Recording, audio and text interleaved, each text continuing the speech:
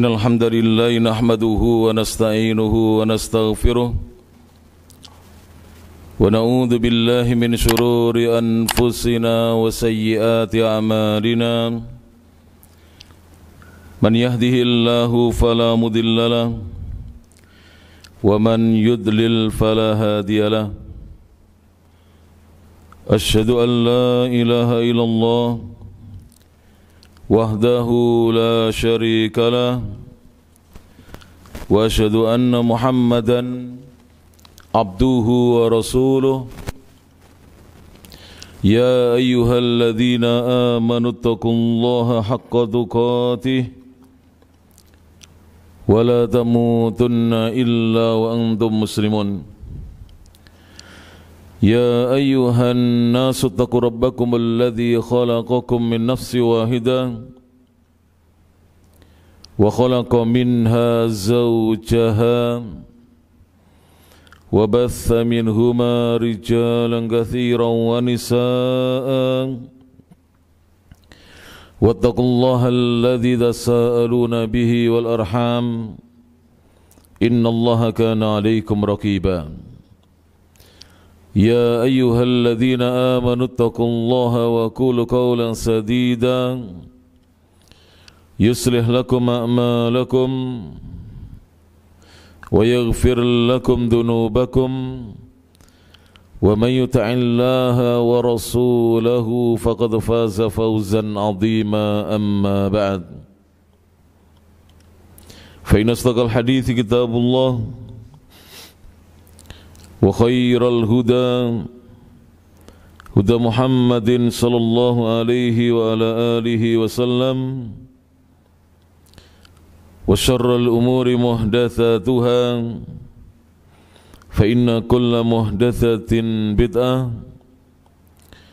وكل بدعة ضلالة وكل ضلالة في النار.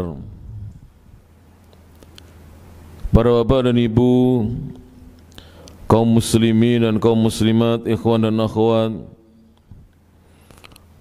jamaah kajian rutin Masjid Al-Imam Asy-Syafi'i rahimahullah, Kota Mojokerto. Alhamdulillah, segala puji hanya milik Allah Subhanahu wa taala, alladzi bi ni'matihi, yang dengan nikmat dan karunia dari Allah Subhanahu wa taala semata tatimmus shalihat, kebaikan-kebaikan menjadi sempurna. Kita bersyukur kehadirat Allah yang Maha Kuasa di kesempatan Jumat malam Sabtu ini kembali kita bisa duduk di majelis ilmu dalam rangka untuk thalabul ilmi syar'i, mempelajari ilmu agama Islam yang mana sumber daripada ilmu agama Islam itu diambil dari Al-Quranul Karim, Kitabullah, dan As-Sunnah An-Nabawiyah As-Sahihah, sunnah-sunnah Nabi kita Muhammad sallallahu alaihi wasallam. Dan barang siapa yang berpegang teguh dengan keduanya di dalam kehidupan dunia yang singkat ini, maka Nabi Muhammad SAW memberikan jaminan bahwa dia tidak akan tersesat selama-lamanya. Sebagaimana sabda Nabi SAW, taraktu fikum amrayni, aku tinggalkan untuk kalian dua perkara, lan tadillu, yang kalian sekali-kali tidak akan tersesat, ma tamassaktum bihima, selama kalian berpegang teguh dengan keduanya. Kitab Allahi, yaitu kitab Allah Al-Quran, wa sunnat Rasulih sallallahu alaihi wasallam, dan sunnah Rasulnya sallallahu alaihi wasallam. Dan hadis ini hadis yang hasan, rawahu al-Imam Malik fil Muwatta, diriwayatkan oleh Imam Malik dalam kitab Al-Muwatta. Sebagaimana biasa, setiap Jumat yang kedua, kitab yang kita kaji adalah kitab yang berjudul Al-Wasatiyyatu wal-I'tidal, sikap pertengahan dan adil, wa atharuhuma, dan apa pengaruh dari keduanya ala hayatil muslimin, atas kehidupan kaum muslimin.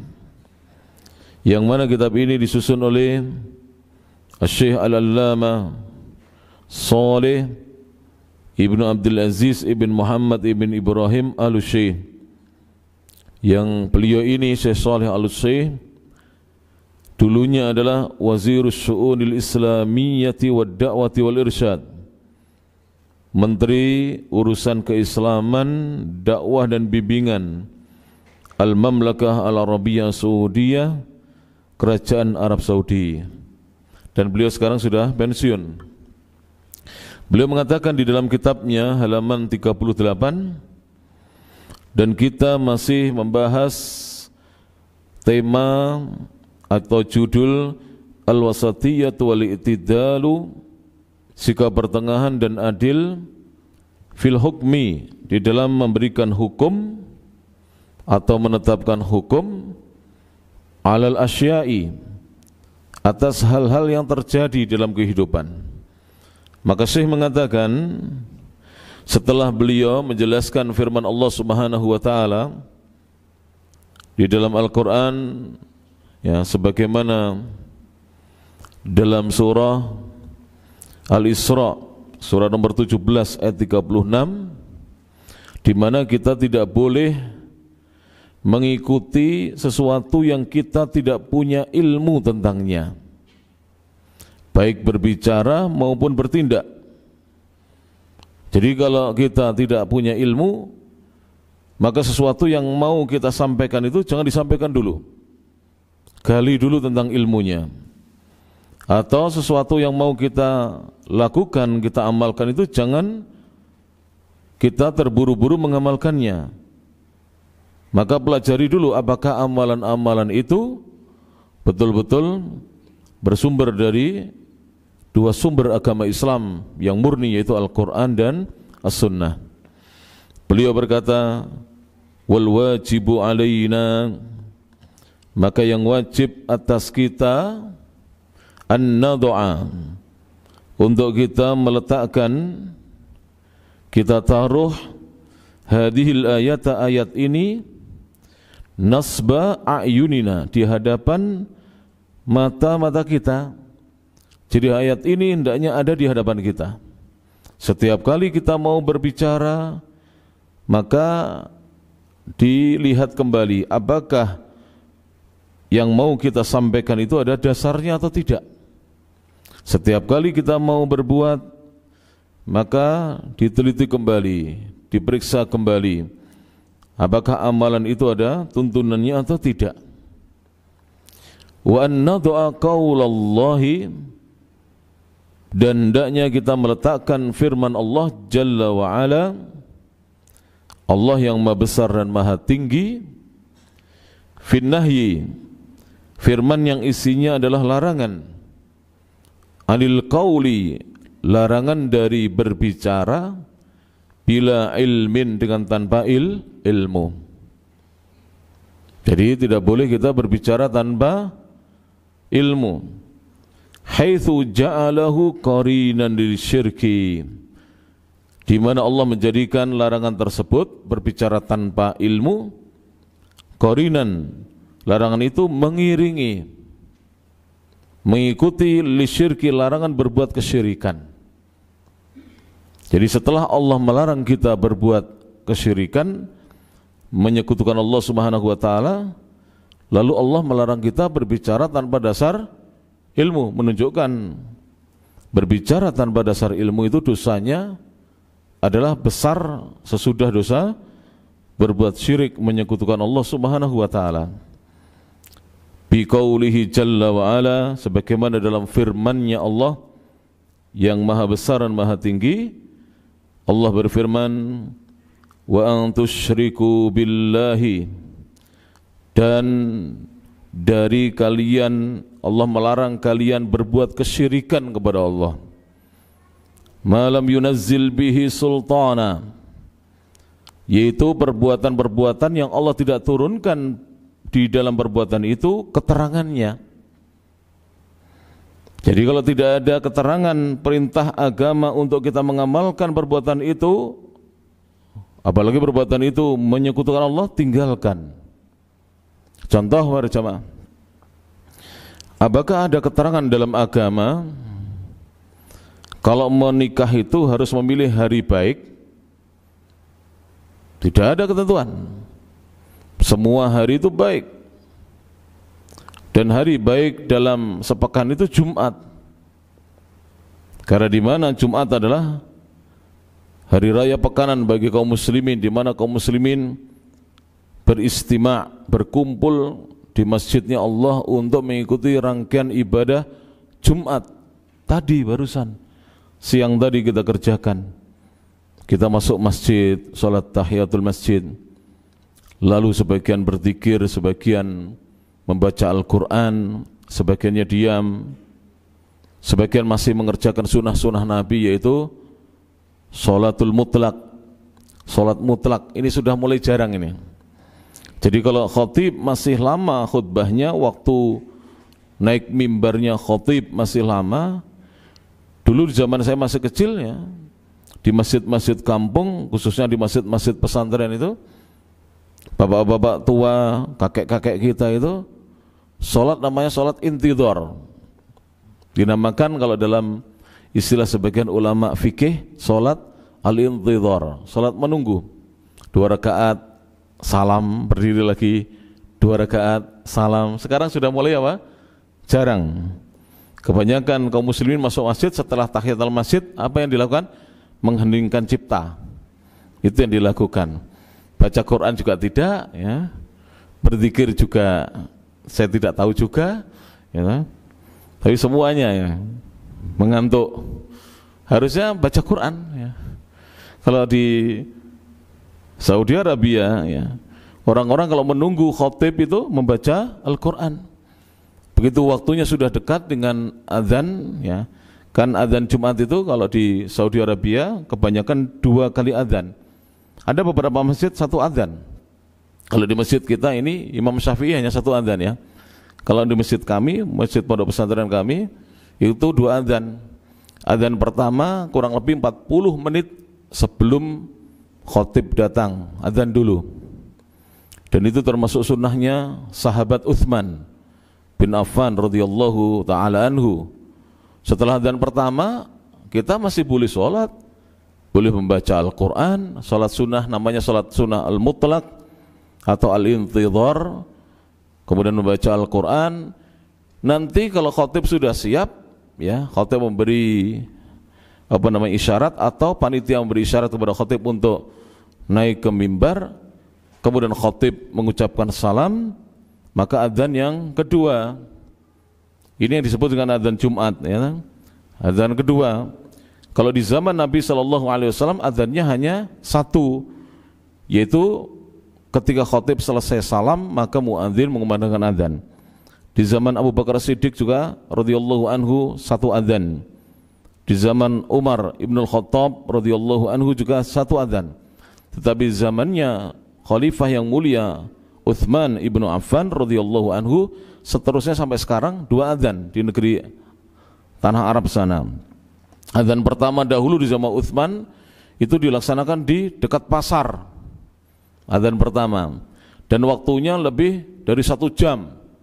Kalau sekarang misalnya khatib naik mimbar 12 kurang 1/4, pukul 10 lebih sedikit sudah adzan, supaya orang-orang yang ada di pasar pulang, persiapan mandi, kemudian pergi ke masjid. Itu diantara sunnah Nabi SAW. Taib, kembali kepada penjelasan saya tadi, bahwa Allah Subhanahu wa ta'ala melarang kita berbuat kesyirikan. Kalau menikah, menikah saja. Cari hari yang pas untuk dilakukan pernikahan, yang kira-kira baik dari keluarga calon mempelai wanita maupun calon mempelai laki-laki bisa hadir, mungkin Sabtu, mungkin Ahad, ya. Bukan mencari hari baik yang kita datang ke beberapa dukun atau orang tua, ya, atau orang yang kita katakan orang tidak pintar. kita datangi untuk kita mencari hari baik. Itu semuanya bukan tuntunan dari Nabi sallallahu alaihi wasallam. Apalagi kemudian nanti ada persembahan-persembahannya kepada jin-jin. Tidak ada itu semuanya dari Nabi sallallahu alaihi wasallam. Kemudian Allah berfirman, setelah Allah melarang hambanya berbuat kesyirikan, Allah mengatakan wa an taqulu 'alallahi, dan Allah melarang kalian berbicara atas nama Allah ma la ta'lamun, apa yang kalian tidak ketahui. Jadi berbicara atas nama Allah yang tidak diketahui itu dilarang, ya. Jamaah sekalian rahmati Allah Subhanahu wa taala. Surat Al-A'raf ayat 33. Wan Nabi sallallahu alaihi wasallam, dan Nabi sallallahu alaihi wasallam beliau mengatakan naha, Nabi melarang anil qauli, dari berbicara. Jadi yang melarang bukan hanya Allah Ta'ala, para jamaah, bapak-bapak dan ibu-ibu. Dari berbicara tanpa ilmu itu bukan hanya Allah Ta'ala, Nabi SAW juga melarangnya. Bila ilmin, dengan tanpa ilmu. Sekarang para jamaah misalnya ya, ada seorang guru, dia mau mengajar bahasa Arab, tapi dia belum punya ilmu bahasa Arab. Dia baru belajar kitab Al-Muqaddimah Al-Ajurramiyah, bagus. Dia belajar kitab Al-Muqaddimah Al-Ajurramiyah atau Al-Ajurramiyah, bagus. Tapi ilmunya masih kurang. Jadi kalau dulu di pesantren ya, kami di pesantren, itu kalau belum mondok 10 tahun, belum khatam Alfiyah Ibn Malik. Dan waktu itu rata-rata santri itu belum ditugasi oleh kiai untuk mengajar, khususnya dalam ilmu nahwu. Nah, santri sekarang baru menguasai kitab Al-Ajurrumiyah, sudah nekat bonek mengajar nahwu. Walhasil apa? Gurunya sendiri tidak paham, apalagi murid-muridnya. Dan ini tahu, tampak sekali ya. Orang tidak paham bahasa Arab itu nekat, dia berani lancang mengajar bahasa Arab. Ini namanya berbicara tanpa ilmu. Tidak boleh. Berguru dulu, belajar yang lama, baru sudah itu mengajar.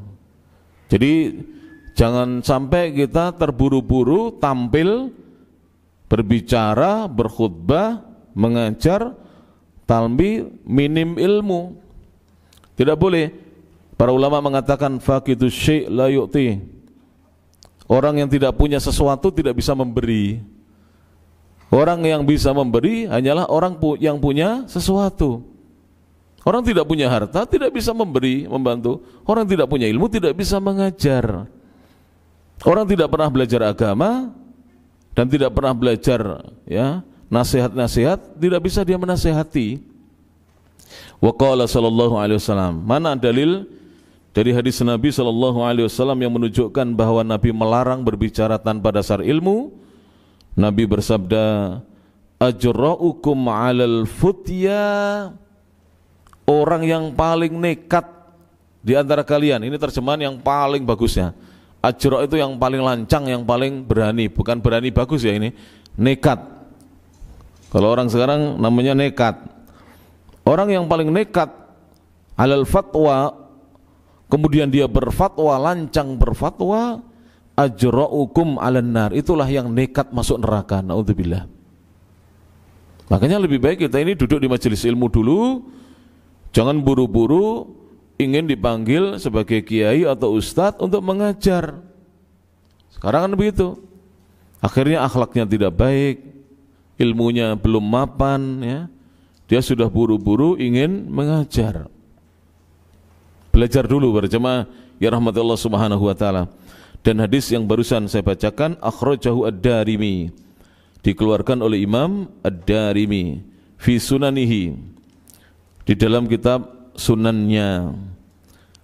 Taib wa auradahu, dan juga hadis ini dikeluarkan oleh Al-Imam Abu Abdullah Muhammad ibn Muflih Al-Maqdisi fil adab syar'iyyah, di dalam kitab Al-Adab Asy-Syar'iyyah. Taib. Kemudian beliau mengatakan, jadi dari ayat dan hadis semuanya melarang kita berbicara tanpa dasar ilmu para jamaah. Berbicara tanpa dasar ilmu dilarang. Kemudian Asy-Syaikh Shalih Al-Syekh berkata, "Fa kaifa nahkumu 'alal awdha?" Maka bagaimana kita berani memberikan hukum 'alal awdha'i, atas kondisi-kondisi keadaan-keadaan yang kita lihat di sekitar kita. Jangan buru-buru kita menghukumi apa yang kita saksikan, apa yang kita dengar, apa yang kita rasakan. Jangan buru-buru. Serahkan urusan itu kepada yang berilmu. Jadi jangan buru-buru, para jamaah yang rahmati Allah Subhanahu wa taala. An-nasu kama tarawna. Manusia sekarang ini sebagaimana yang kalian lihat, yahkumuna, mereka menghukumi ala kulli syai', menghukumi apapun, segala sesuatu dihukumi. Oh ini boleh, oh ini tidak boleh. Dia tidak punya ilmu. Jadi tidak boleh demikian para jemaah. Jadi tidak boleh gegabah atau lancang kita berbicara tentang segala sesuatu tanpa dasar ilmu. Al-Imam Malik bin Anas Al-Asbahi rahimahullahu ta'ala, dan beliau termasuk as-salafus saleh. Imam Malik siapa para jemaah?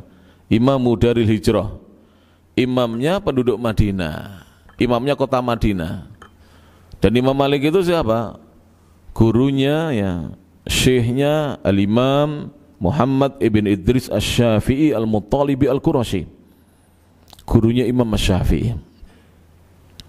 Beliau ini hidup atau lahir di tahun, ada yang mengatakan 93 Hijriah, ada yang mengatakan 97, dan beliau wafat di tahun 179 Hijriah.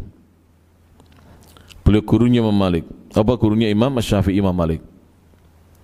Beliau ini orang yang sangat hati-hati. Pernah suatu hari didatangi oleh seseorang, ditanya 40 masalah. Ditanya tentang 40 masalah. Kira-kira kalau kita jawab berapa, Pak? Hampir semuanya atau mungkin semuanya. Beliau hanya menjawab 4 masalah dijawab. Yang 36 dijawab la adri. Dijawab lagi la adri, saya tidak tahu. Jadi sekelas Al-Imam Malik. Padahal Imam Malik itu muridnya siapa? Muridnya Nafi'. Nafi' Maula Ibni Umar. Nafi' itu tabi'i. Imam Malik tabi'ut tabi'in. Jadi Imam Malik itu generasi ketiga. Imam Syafi'i juga generasi ketiga. Imam Ahmad juga generasi ketiga. Kalau Abu Hanifah generasi kedua. Ya, karena Abu Hanifah itu disinyalir kuat pernah belajar dengan sahabat-sahabat kecil. Atau minimal beliau adalah, ya, tabi'in kecil karena berguru dengan tabi'in besar. Tabi'in senior.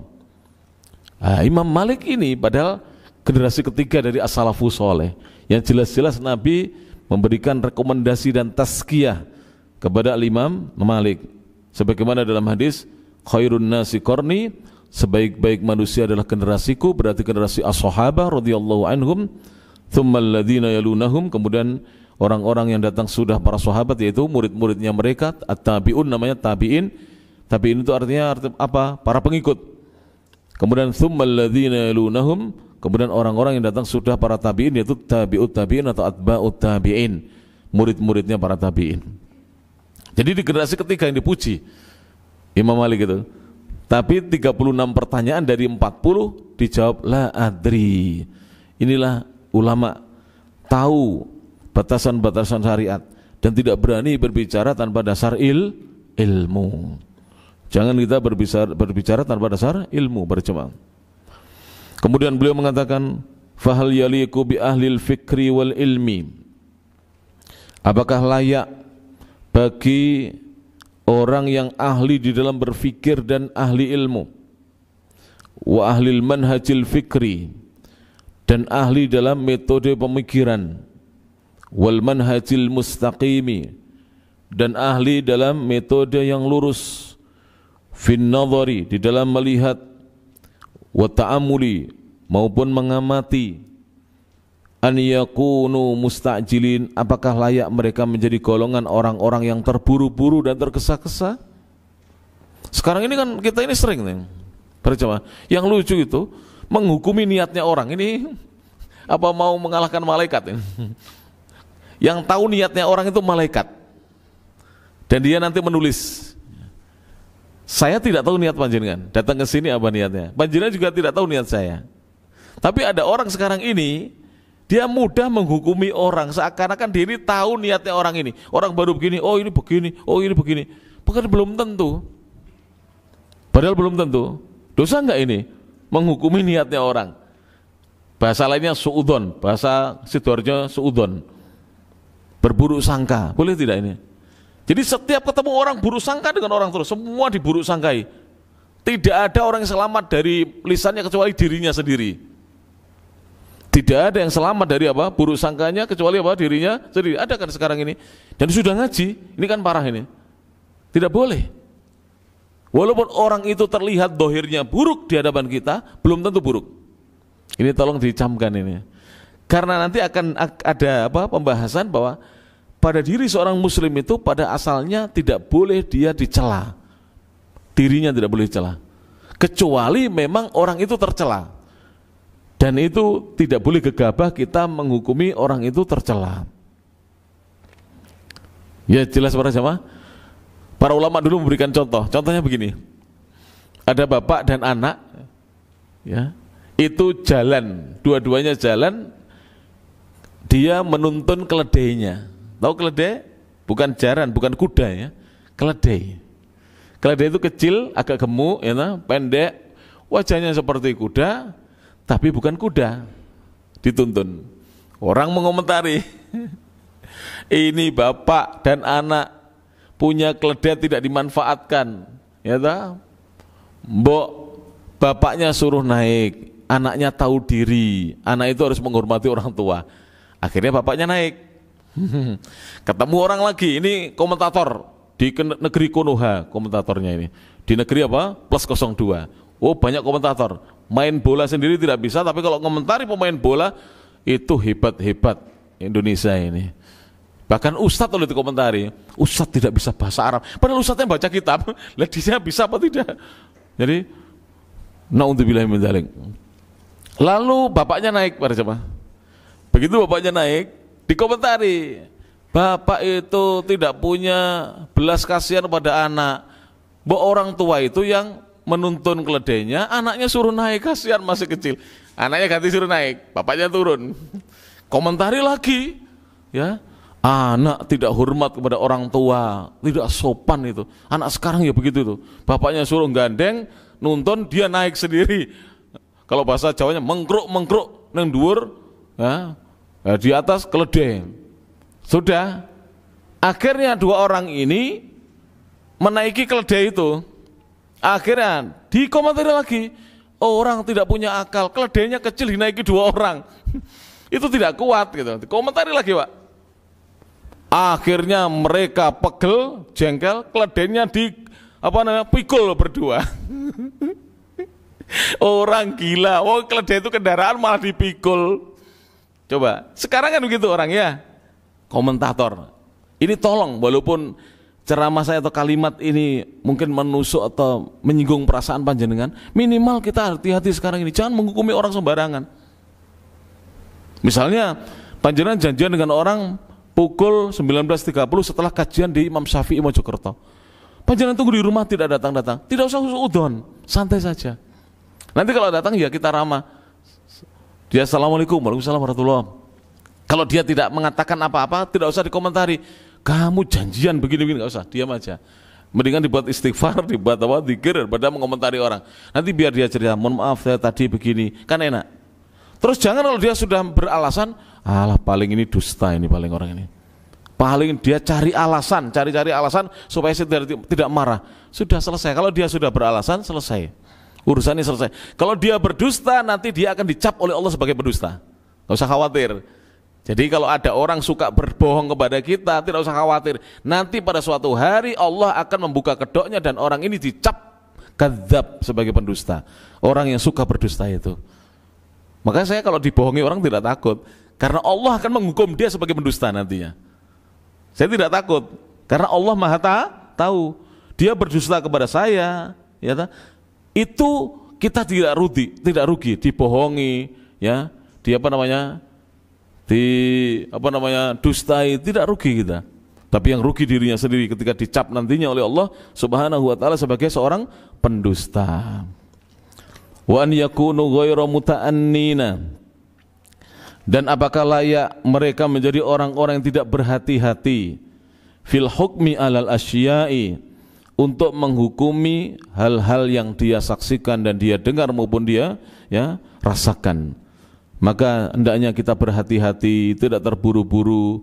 Para jamaah yang rahmati Allah Subhanahu wa taala. Antum sawaun, kalian itu sama, kata Syekh. Minatul labi, dari kalangan terpelajar, orang-orang yang belajar, para pelajar, para mahasiswa. Min dzawil mustawayatil aliyah, yaitu dari kalangan orang-orang yang memiliki status-status yang tinggi. Apa ini? Kalangan elit, nah, kalangan yang statusnya apa? Tinggi. Au min ghairihim, atau dari selain mereka yang tidak punya status yang tinggi di masyarakat. Fala yasughu, maka tidak diperbolehkan di dalam Islam an yakuna tafkirukum pemikiran kalian itu, wa hukmukum, dan hukum yang kalian jatuhkan itu, alal asya'i, atas hal-hal yang kalian saksikan atau dengar, bila manhajin, dengan tanpa metode beragama yang benar. Jadi tidak boleh kita berpikir tentang sesuatu tanpa metode yang benar, atau menghukumi sesuatu tanpa metode yang benar. Fa idza turikan nasu fil hukmi, dan apabila manusia dibiarkan untuk menetapkan hukum alal asya'i, atas masalah-masalah atau hal-hal, bila manhajin, dia menetapkan hukumnya tanpa manhaj, tanpa menggunakan metode yang benar. Satuntiju asya'u, maka akan terlahir dari hal tersebut asya'u, hal-hal, wa asya'u, dan hal-hal, wa asya'u, dan hal-hal yang lain, min mithli ma ra'ayna, sebagaimana apa yang kita saksikan sekarang ini. Wasayuntiju, dan akan menghasilkan hunaka, di sana, afkarun, pemikiran-pemikiran, wa ara'un, dan pendapat-pendapat, wa ahkamun, dan hukum-hukum, alal awda'i, menghukumi kondisi-kondisi atau keadaan-keadaan, wal ashkhasi, atau menghukumi person-person atau individu-individu, wal mustama'ati, atau menghukumi masyarakat-masyarakat, wad duwali, dan menghukumi negeri-negeri. Saya beri contoh ya, para jemaah. Ada orang itu sudah punya mindset kalau masyarakat ini masyarakat keras. Beberapa waktu yang lalu saya didatangi oleh anak muda, bagus dia. Dia bertanya kepada kita, Ustadz, saya dengar pernah ceramah menyampaikan bahwa antum itu pernah mondok di tempat itu. Gimana Ustadz? Daerahnya katanya keras begini. Akhi, walaupun daerah itu dikatakan manusia keras, saya tinggal di sana nyaman, saya bilang gitu. Sebab kalau antum dekat dengan orang masjid, ya, masjid manapun, orang beragama, itu orangnya sopan-sopan, akhlaknya bagus-bagus, di masjid manapun. Ya. Tapi jangan tinggal di apa? Terminal, ya, bergaul dengan orang terminal, orang preman, ya, itu nanti yang buruk-buruk di situ. Walaupun di daerah yang tidak terkenal daerah keras, ya, kalau kita bergaul dengan orang-orang yang tidak sholat, orang-orang yang mabuk-mabukan, ya akhlaknya buruk. Akhirnya dia terima. Terus kemudian saya kasih nomornya seorang ustadz yang tinggal di kota itu, karena di provinsi yang lain itu ceritanya, ya. Lalu saya suruh nelpon, antum telepon ustadz ini, beliau guru saya yang masih hidup di pesantren itu. Antum telepon, antum tanya, ternyata masya Allah dia, ustadz, ya di sana banyak kontrakan, banyak kos-kosan. Baik ustadz, ya insya Allah saya ikuti arahan antum. Iya, jangan mudah menghukumi satu masyarakat ini begini, tidak mesti. Kan kita sering begitu, oh orang ini suka bohong, berarti masyarakat di sini semuanya suka bohong. Tidak, masih banyak yang baik, berjamaah. Pernah kan orang kadang-kadang menghukumi semua orang yang tinggal, mohon maaf ya, di Amiri titik-titik itu buruk, tidak. Saya dapat cerita A1 dari orang yang mengalaminya. Beliau itu kerja di Amiri titik-titik, di Amiri titik-titik, kerja di situ.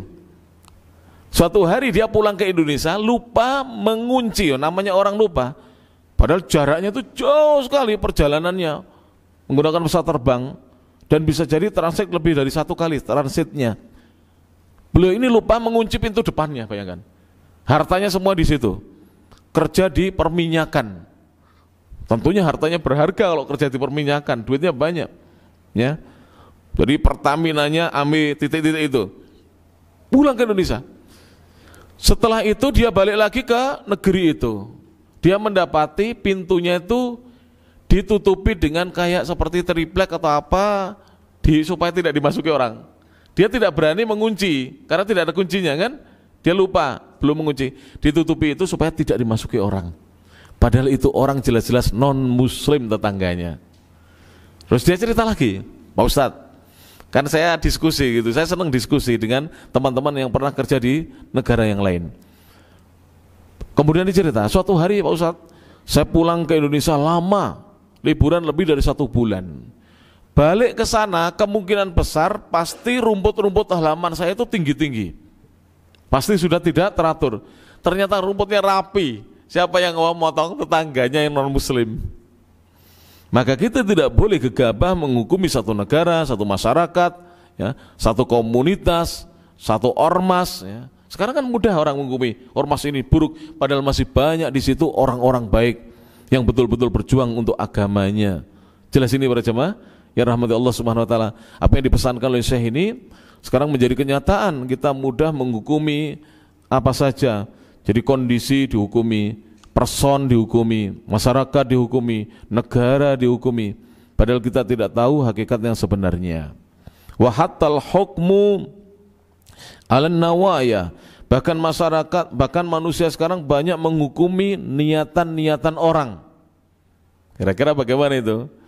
Apa kita bisa memastikan orang itu niatnya buruk atau tidak? Tidak bisa kita memastikan. Wal hukm, kemudian wal hukmu 'ala ahli ilmi, bahkan ada yang lancang menghukumi ulama. Dia belum pernah belajar agama di pesantren, kuliah agama juga belum pernah, duduk di majelis ilmu juga belum pernah, tapi dia menghina ulama. Ulama yang sudah lama belajar sejak kecilnya di pesantren, kemudian belajar agama di universitas, di kampus, bahkan mulazamah belajar langsung dengan guru-gurunya, dihukumi. Sekarang kan begitu lah. Naudzubillah min dzalik. Hati-hati para jemaah. Bima taraun, sebagaimana yang kalian saksikan sendiri, kalian lihat sekarang ini orang menghukumi niatan orang lain, menghukumi ahli ilmu. Naudzubillahi min dzalik. Wa bima la tarawna fil mustaqbal, dan juga menghukumi apa-apa yang kalian tidak lihat ya sekarang ini, tapi terjadi nanti di masa yang akan datang. Saya sampaikan pada jamaah yang rahmati Allah Ta'ala ya. Orang yang berilmu itu memiliki sifat apa? At-ta'anni. At-ta'anni itu apa? Berhati-hati. Ini ciri yang menonjol pada orang yang berilmu itu hati-hati. Makanya antum lihat ya, silakan antum safar dengan orang yang berilmu.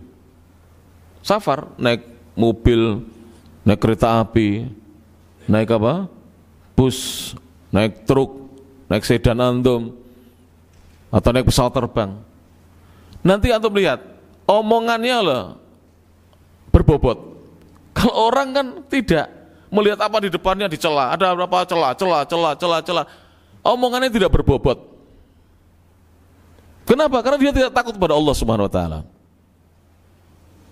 Orang yang tidak takut kepada Allah, omongannya tidak berbobot. Semua dikomentari. Seakan-akan dia orang paling baik di dunia.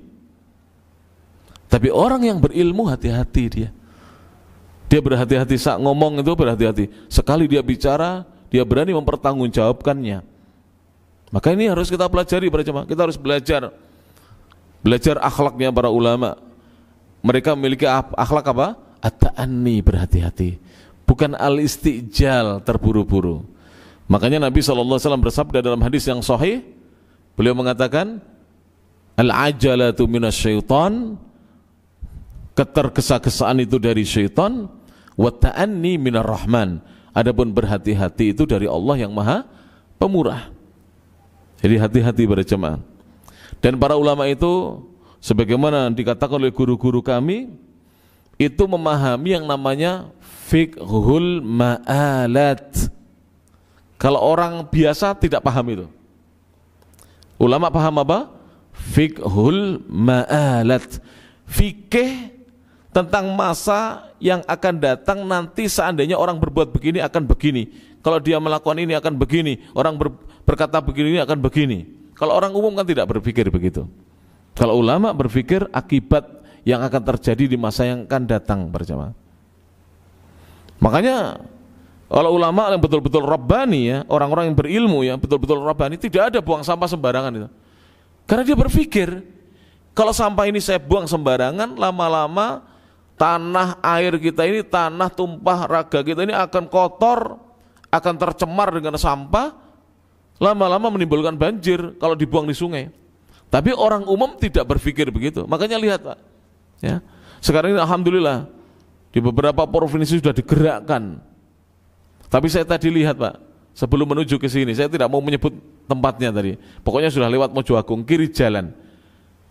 Ya Allah, sungai itu kanan kirinya sampah. Ini kira-kira orang berilmu agama yang kuat atau orang yang tidak berilmu? Kebanyakan tidak berilmu. Kalau orang yang berilmu agama yang kuat tidak akan demikian. Tidak akan buang sampah, ya. Tidak akan merugikan orang lain berjamaah. Ya rahmati Allah Subhanahu wa taala. Apalagi dia faham dengan hadis Nabi sallallahu alaihi wasallam, la darara wala dirar. Tidak boleh seorang mencelakakan diri dan tidak boleh dia mencelakakan orang lain. Mencelakakan diri sendiri tidak boleh, mencelakakan orang lain tidak boleh. Saya mau tanya, anak muda naik motor, dia sudah helman. Motornya juga motor yang inilah, dia layak untuk turun ke jalan dan dikeber, dilajukan dengan kencang. Kalau dia larikan motornya melebihi kecepatan yang diperbolehkan oleh kepolisian dalam berlalu lintas, itu bahayanya untuk siapa? Kalau dia sendirian tidak goncangan, bahayanya untuk siapa? Minimal untuk dirinya sendiri dan untuk orang lain, betul tidak? Kecuali kalau jalanan sepi, tidak ada apa-apa. Sepi, pukul 1 malam, tidak ada kendaraan, tidak ada apa-apa, tidak ada warung di pinggir jalan. Dia jatuh sendiri, mati sendiri, mungkin yang rugi dia. Tapi kan tidak boleh bunuh diri. Qatlun nafsi muharram, membunuh diri haram. Tapi kalau jalan ramai Pak, kalau dia sampai selip, sampai jatuh, itu nanti akan melukai yang lain, merugikan yang lain. Truk tidak bisa mengendalikan karena apa? Orang ini jatuh pas di depannya. Akhirnya terlindas truk. Sopir truknya ditahan oleh polisi. Siapa yang rugi? Maka Islam mengajarkan kepada kita la darara wala dirar. Tidak boleh kita mencelakakan diri sendiri dan mencelakakan orang lain. Qala Syekh Shalih Al-Utsaimin hafizahullahu taala, Syekh mengatakan sebagaimana dalam kitabnya Al-Wasatiyyah wal I'tidal, sikap pertengahan dan adil, wa atharuhuma, dan juga pengaruh keduanya ala hayatil muslimin, kepada kehidupan kaum muslimin. Beliau berkata, innana nutalabu, sesungguhnya kita ini dituntut di dalam agama, bimanhajin, berpegang dengan metode beragama yang benar, harus punya manhaj. Dan manhaj yang benar itu manhajus salafis saleh. Metode beragamanya generasi terdahulu yang baik. Sahabat radhiyallahu anhum, metodenya pasti benar dan baik. Sebab mereka belajar langsung kepada Nabi SAW. Kalau ada yang berani mengatakan sahabat metodenya tidak benar, manhajnya tidak benar, lah kita mau berislam sebagaimana Islamnya siapa? Wong Islam kita ini datangnya lewat sahabat. Kita tidak berjumpa langsung dengan Nabi Muhammad SAW. Nufakkiru fihi, yang kita berfikir berdasarkan manhaj atau metode tersebut. Ya, nufakkiru fihi, kita berfikir di dalamnya. Wa nufakkiru bihi, dan kita berfikir dengannya. Yakunu qaidatan, yang mana metode tersebut atau manhaj tersebut menjadi kaidah litafkiri, untuk berfikir. Kaifa nufakkir, bagaimana caranya kita berfikir. Kaifa nabni an-nataija ala muqaddimatiha, bagaimana kita membangun hasil-hasil yang kita bangun di atas pendahuluan-pendahuluannya. Hal yasuhu, dan apakah diperbolehkan an yakuna hunaka hukmun, di sana ada hukum alan nataiji, atas hasil-hasil, wal umuri, dan perkara-perkara. Saya beri contoh para jemaah. Suami istri itu kalau faham agama, ketika suaminya pulang dari kerja tidak membawa hasil yang maksimal, dia kembalikan kepada hadis Nabi SAW. Karena suaminya sudah berupaya, dan Nabi sudah mengatakan, ihris ala ma yanfa'uk, bersemangat dan bersungguh-sungguhlah melakukan apa yang bermanfaat. Suami dagang itu kan bermanfaat. Wasta'in billah, dan mintalah pertolongan kepada Allah. Maka suami ketika keluar rumah minta tolong kepada Allah, istri pun demikian, minta tolong agar suaminya ditolong oleh Allah Subhanahu wa taala. Wala ta'jiz, dan jangan malas. Kalau kita faham hadis Nabi sallallahu alaihi wasallam, maka seorang itu selalu menikmati proses, ya, bahasa saya itu. Bukan apa? Seorang itu hanya menanti hasil yang kemudian jika belum berhasil dia marah-marah, atau bahkan dia meninggalkan majelis-majelis ilmu atau masjid-masjid. Dia tidak lagi mau beribadah kepada Allah karena apa? Ternyata ibadah tidak menghasilkan hasil yang bagus. Na'udzubillah. Wa khusuli nata'ija fil hukmi, atau didapatkannya hasil-hasil di dalam seorang menghukumi sesuatu, au fil amal, atau di dalam beramal, min duni muqaddimatin, tanpa ada pendahuluan-pendahuluan, litafkiri salimatin, yang muqaddimah itu adalah muqaddimah yang selamat. Dan yang bagus untuk kita jadikan pendahuluan adalah ilmu tauhid. Para jamaah, jadi kalau kita sudah memiliki ilmu tauhid, dimanapun, kapanpun, bagaimanapun kondisi kita, kita bisa survive kalau kita punya ilmu tauhid. Makanya sekarang ini, ya, KDRT, suami memukul istri atau istri berani kepada suami, itu karena tauhidnya kurang kuat, pondasi tauhidnya kurang kuat, tidak memiliki pondasi. Kaifa nusahhihul afkara, bagaimana kita membenarkan atau membetulkan pemikiran-pemikiran kita yang masih salah. Ada orang berpikir begini, kalau orang itu sudah saya bantu dan dia masih buruk, saya tidak mau lagi membantu. Itu pemikiran orang banyak seperti itu. Bahkan ada orang berpikir bahwa, ya, hidup ini adalah, ya, jadi hidup ini adalah untuk kita bersenang-senang. Na'udzubillah. Sehingga ketika dia mendapatkan rezeki yang lebih dari Allah, dia tidak mau berbagi karena tujuannya untuk bersenang-senang. Kalau untuk kepentingan rekreasi, pergi keluar kota, uang berapapun dihabiskan. Tapi kalau ada saudaranya yang membutuhkan bantuannya, dia tidak pernah sama sekali berpikir untuk membantu. Ini banyak pemikiran yang salah seperti ini para jamaah. Kemudian wa manhajal hukmi 'alal asya', dan bagaimana cara kita membetulkan, meluruskan metode di dalam kita menghukumi atas hal-hal. Hadza min ahamil muhimmat, ini adalah termasuk perkara-perkara penting yang paling urgen. Wa minal qawaidi, dan di antara kaidah-kaidah, annahu laisa likulli ahadin, sesungguhnya tidak ada bagi masing-masing orang, an yaktahimal hukma fi kulli matlab, dia masuk dengan paksa untuk menghukumi apa saja yang dia tuntut.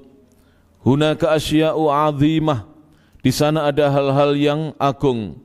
yajibu, yang wajib, antutraka linnasi, untuk hal-hal yang agung itu, perkara-perkara yang besar itu ditinggalkan oleh manusia atau diserahkan kepada orang-orang al-kibari, orang-orang yang sudah dewasa, yang sudah senior. Contohnya para jamaah di negeri kita, persoalan yang terkait keagamaan di negeri kita jangan gegabah. Serahkan kepada ormas-ormas Islam yang ada atau MUI. Ya. Jadi di Indonesia ini ada ormas-ormas, serahkan, dan MUI, insya Allah tidak akan ya umatnya Rasulullah itu bersatu di atas kesesatan. Mana dalilnya? Nabi pernah bersabda, la tastami'u ummati ala dhalalah. Umatku sama sekali tidak akan bersatu di atas kesesatan. Alhamdulillah saya pribadi ya bergaul, bermuamalah dengan pimpinan-pimpinan ormas Islam maksudnya ya. Dan saya juga bertemu dengan mereka di Jakarta, tokoh-tokohnya di MUI. Ternyata mereka orang-orang baik yang ingin kebaikan untuk umat Islam, untuk negeri ini. Makanya ya, kalau antum misalnya mencari hukum di MUI ya, apa hukum misalnya riba? Tidak ada MUI mengatakan riba itu boleh, semuanya mengatakan haram. Padahal yang duduk di sana dari berbagai macam ormas. Dari Sunnah ada, dari Muhammadiyah ada, Nahdlatul Ulama ada, Al-Irsyad Al-Islamiyah ada, Al-Wasliyah ada, Persis ada, dan seterusnya. Maka serahkan urusan-urusan besar itu kepada mereka-mereka yang senior di dalam ilmu tentunya ya. Bukan hanya tua tapi tidak berilmu, senior dalam ilmu. Alladzina yanduruna lil umur, yang mereka melihat perkara-perkara itu bimindorin syamil, dengan kacamata yang sempurna, yang menyeluruh. Antala ta'rifu kulla syai'in minal umur, kamu itu tidak tahu segala sesuatu dari perkara-perkara yang ada. Kamu itu tidak tahu apa-apa kalau bahasanya Syekh. Hal yasughu li talibi ilmin, apakah layak dan pantas boleh bagi penuntut ilmu, au mutazinin, atau orang yang merasa objektif dan menilai, au mutsaqafin, atau budayawan. Nah, sekarang ini banyak budayawan berbicara tentang agama. Budayawan, tidak boleh budayawan itu berbicara tentang agama, cukup dia berbicara sesuai dengan kapasitasnya, membicarakan budaya-budaya saja, tidak boleh berbicara tentang agama. Au ayyi ahadin, atau siapapun min amatin nas, dari masyarakat umum, an yunasiba nafsahu hakaman, tidak boleh dia menegakkan dirinya sebagai ya hakaman, pemutus sesuatu, ala audha, atas kondisi dan keadaan, awal daulatin, atau memutuskan sesuatu atas ya perkara yang terjadi di suatu negara, au ulama, atau menghukumi para ulamanya, au afkar, atau pemikiran-pemikiran duna hasrin, dengan tanpa batas, wa duna nadhar, dan tanpa melihat, wa duna tadbikin, dan tanpa menerapkan lil qawaidis syar'iyyati, kaidah-kaidah syariat agama. Yang terakhir, wa minan nasi, dan di antara manusia, man yarawna, ada mereka yang memandang atau melihat, an yakuna daidanuhu fil hukmi, kebiasaan dia di dalam menghukumi adalah al-akhdha bi ba'dil asya, dia mengambil sebagian dari sesuatu yang dia lihat. Fayara nassan wahidan, maka dia melihat satu nas, ladaihi, di sisinya, kafian, sudah cukup, fil hukmil kulli, di dalam menghukumi secara keseluruhan, ala dzalika, atas perkara itu. Walau kanal amru kadzalika, seandainya perkaranya seperti itu, lama kanal fuqaha'u qalilin, niscaya ahli fikih tidak akan sedikit jumlahnya. Kalau kita melihat sekarang para jamaah, contoh, saya beri contoh nyata di dalam kehidupan kita sehari-hari. Panjenengan sholat di masjid, yang masjid itu setiap subuh imamnya kunut subuh. Kan ulama berbeda pendapat, apakah tangan kita irsal begini lurus, atau kita ikut berdoa kunut dan mengaminkan. Insya Allah pendapat yang rajih adalah berdoa dan mengaminkan. Lurus boleh tapi kurang rajih.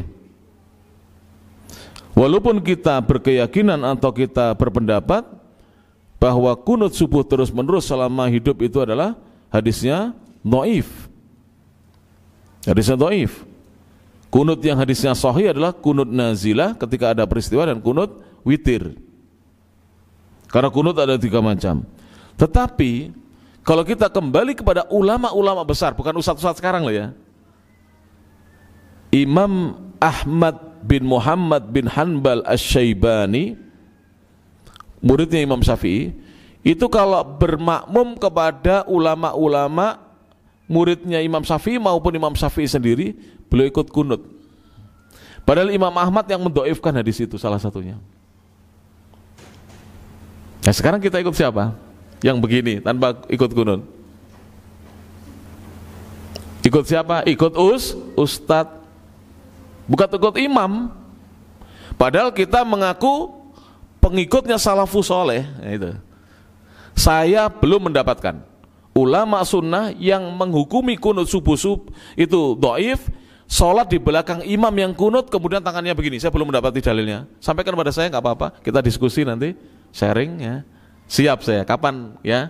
Kalau ada yang punya ilmu ya, bahwa ada ulama sunnah, ada imam ini, ustadz, itu kalau gurunya kunut, dia tidak kunut, dia tangannya lurus begini, mana dalilnya? Sebutkan di kitab apa, saya mau tahu.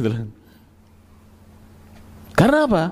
Ini yang memicu sekarang ini di masyarakat, ya, perselisihan. Kalau kita tidak ikut kunut, sopo iki? Wahabi. Gitu. Mau memicu perselisihan.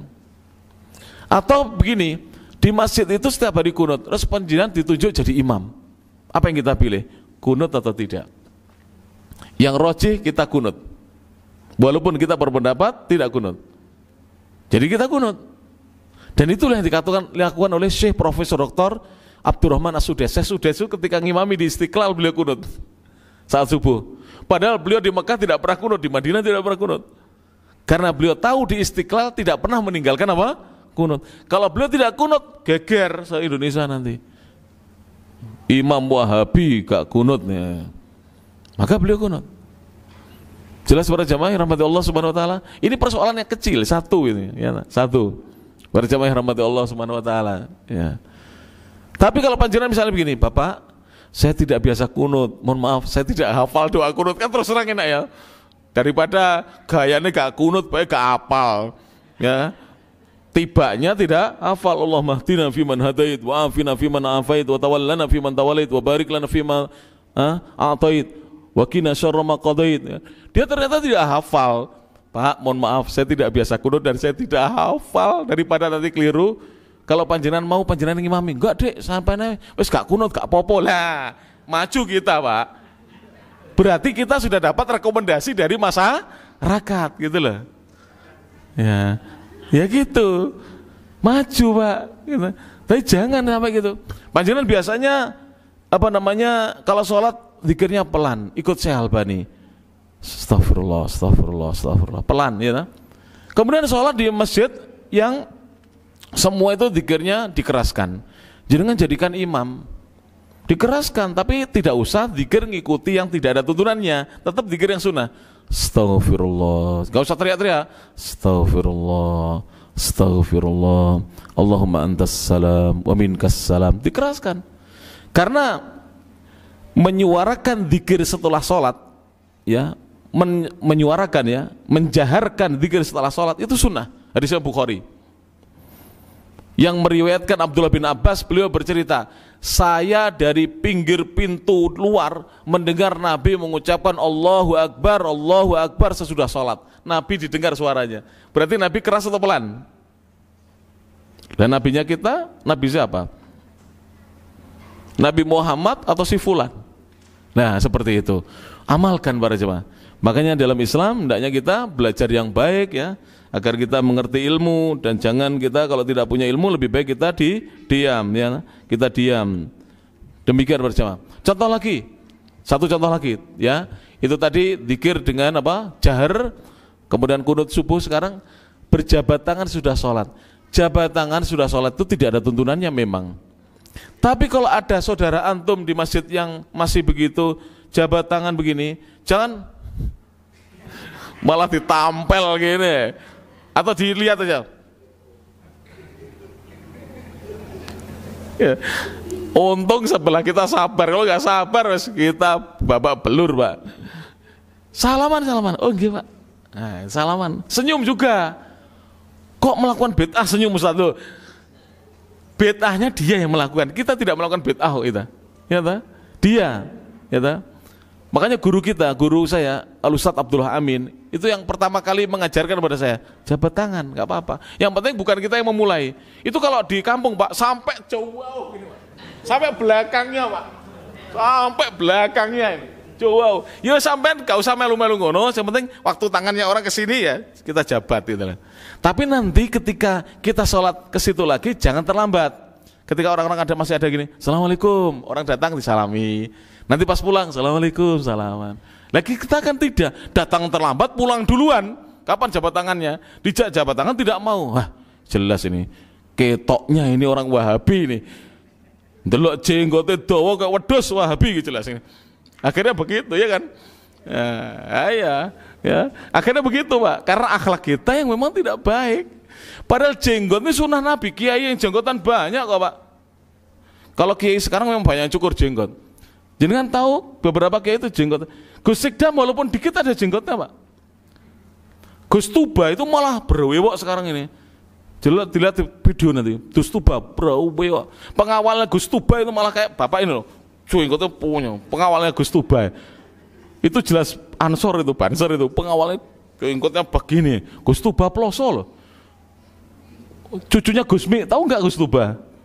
Putranya Gus Robert. Cucunya Gusmi, Kiai Haji Hamim Jazuli, nggak tahu, antum nggak pernah mondok di sana. Ya. Saya itu bergaul dengan keluarga-keluarga pesantren, alhamdulillah. Ya. Kita jangan ya tadi belajar lagi berjamaah, belajar lagi. Dan ini bukan kita kembali ke zaman dulu kala sebelum hijrah, bukan. Tapi kita memahami kondisi masyarakat kita yang masih belum paham sunnah, kita sebarkan sunnah dengan bijak, dengan lemah lembut. Demikian bisa disampaikan. Barakallahu fikum. Subhanakallahumma bihamdik, asyhadu an la ilaha illa anta, astaghfiruka wa atubu ilaik. Wa akhiru da'wana anil hamdulillahi rabbil alamin. Tsumma assalamu alaikum warahmatullahi wabarakatuh.